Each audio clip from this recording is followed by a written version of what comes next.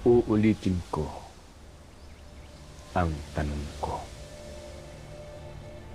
Sino ang naghamon sa harapan ni Calvin at Elias?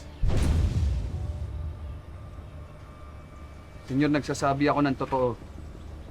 Si Elias ang naghamon.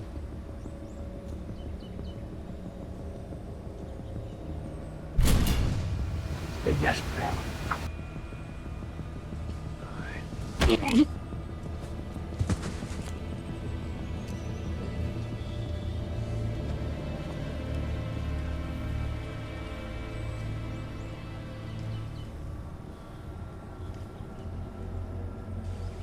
Subukan mo pang magsinungaling uli sa akin.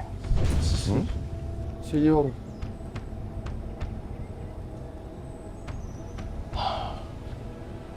Pangatlong tanong ko na to sa'yo. Uulitin ko na naman. Sino ang naghamon sa patayan ni Calvin at Elias? si Calvin. Senyor,